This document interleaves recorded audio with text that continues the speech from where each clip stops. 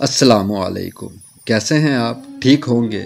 آج کی ہماری ویڈیو کا جو ٹاپک ہے وہ ہے یمن کا بادشاہ جس نے یہ کہا کہ میں بیت اللہ شریف کو کھدوا دوں گا۔ اس پر اللہ تعالیٰ نے کون سا عذاب بھیجا اور اس بادشاہ نے حضور صلی اللہ علیہ وآلہ وسلم کو خط میں کیا لکھا؟ آئیے اس ویڈیو میں جانتے ہیں۔ ویڈیو کو شروع کرنے سے پہلے میں آپ سے ریکویسٹ کروں گا ایک دفعہ درود شریف پڑھ دیں۔ ناظرین گرامی، حضور صلی اللہ علیہ وآلہ وسلم کے دنیا میں ظہور سے 1000 سال پہلے یمن کا بادشاہ طبع خمیری تھا۔ ایک مرتبہ وہ اپنی سلطنت کے دورے پر نکلا۔ 12,000 عالم، حکیم اور 1,32,000 سوار، 1,13,000 پیادے اپنے ہمراہ لیے اس شان سے نکلا کہ جہاں بھی پہنچتا اس کی شان و شوکت شاہی دیکھ کر مخلوق خدا چاروں طرف نظارے کو جمع ہو جاتی۔ یہ بادشاہ جب دورہ کرتا ہوا مکہ معظمہ پہنچا تو اہل مکہ سے کوئی اسے دیکھنے نہ آیا۔ بادشاہ حیران ہوا اور اپنے وزیر اعظم سے اس کی وجہ پوچھی تو اس نے تحقیق کے بعد بتایا کہ اس شہر میں ایک گھر ہے جسے بیت اللہ کہتے ہیں۔ اس کی اور اس کے خادموں کی جو یہاں کے باشندے ہیں تمام لوگ بے حد تعظیم کرتے ہیں، اور جتنا آپ کا لشکر ہے اس سے کہیں زیادہ دور اور نزدیک کے لوگ اس گھر کی زیارت کو آتے ہیں اور یہاں کے باشندوں کی خدمت کر کے چلے جاتے ہیں۔ پھر آپ کا لشکر ان کے خیال میں کیوں آئے؟ یہ سن کر بادشاہ کو غصہ آیا اور قسم کھا کر کہنے لگا کہ میں اس گھر کو کھدوا دوں گا اور یہاں کے باشندوں کو قتل کروا دوں گا۔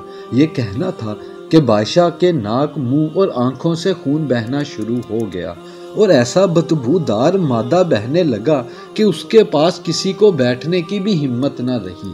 اس مرض کا علاج کیا گیا مگر افاقہ نہ ہوا۔ شام کے وقت بادشاہی علماء سے ایک عالم ربانی تشریف لائے اور نبض دیکھ کر فرمایا مرض آسمانی ہے اور علاج زمین کا ہو رہا ہے۔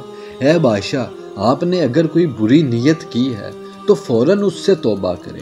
بادشاہ نے دل ہی دل میں بیت اللہ شریف اور خدام کعبہ کے متعلق اپنے ارادے سے توبہ کی۔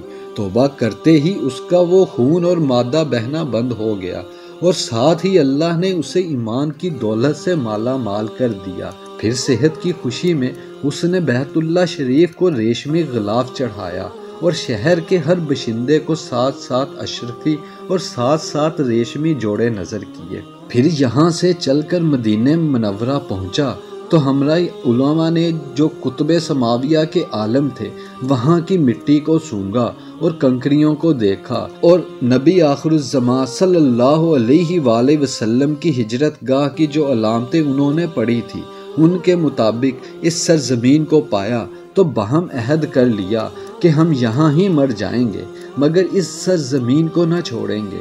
اگر ہماری قسمت نے یاوری کی تو کبھی نہ کبھی جب نبی آخر الزمان صلی اللہ علیہ وآلہ وسلم تشریف لائیں گے تو ہمیں بھی زیارت کا شرف حاصل ہوگا، ورنہ ہماری قبروں پر تو ضرور کبھی نہ کبھی ان کی جوتیوں کی خاک اڑ کر پڑ جائے گی جو ہماری نجات کے لیے کافی ہے۔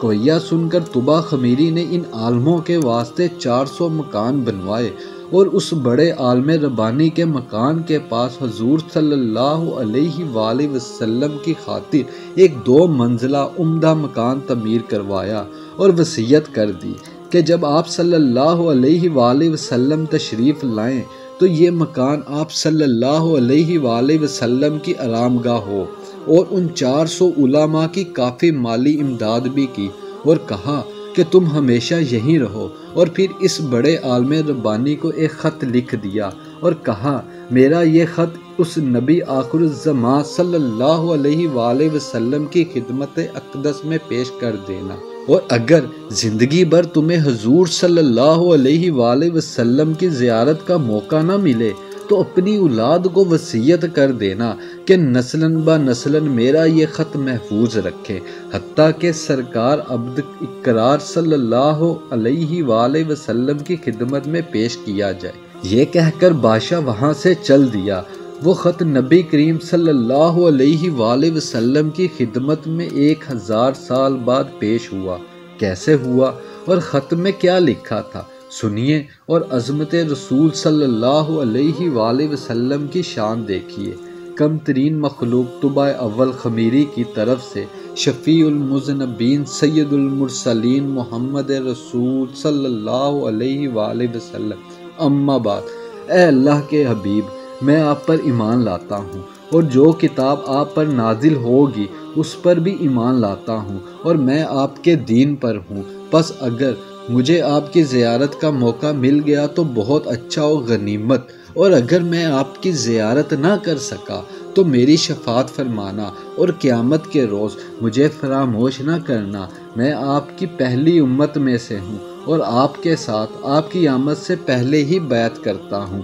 میں گواہی دیتا ہوں کہ اللہ ایک ہے اور آپ اس کے سچے رسول ہیں۔ شاہ یمن کا یہ خط نسلاً با نسلاً ان 400 علماء کے اندر حرز جان کی حیثیت سے محفوظ چلا آیا، یہاں تک کہ 1000 سال کا عرصہ گزر گیا۔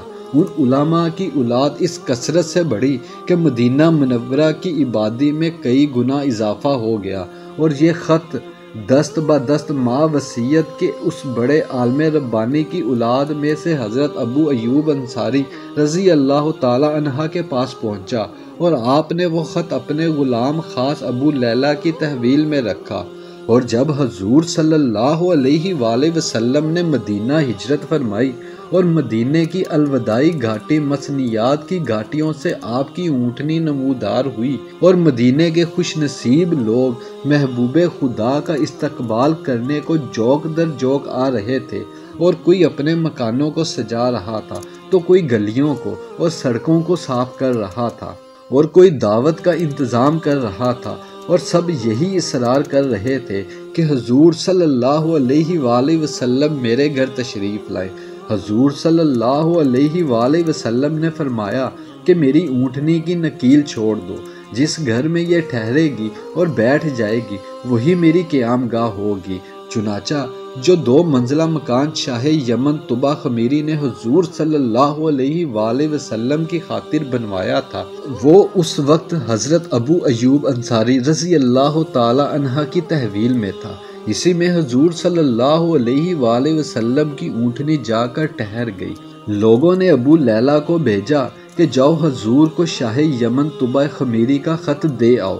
جب ابو لیلہ حاضر ہوا تو حضور صلی اللہ علیہ وآلہ وسلم نے اسے دیکھتے ہی فرمایا، تو ابو لیلہ ہے۔ یہ سن کر ابو لیلہ حیران ہو گیا۔ حضور صلی اللہ علیہ وآلہ وسلم نے فرمایا، میں محمد رسول اللہ ہوں۔ شاہ یمن کا جو خط تمہارے پاس ہے لاؤ، وہ مجھے دو۔ چنانچہ ابو لیلہ نے وہ خط دیا۔ حضور نے پڑھ کر فرمایا، صالح بھائی، طبع خمیری کو آفرین و شاباش ہے۔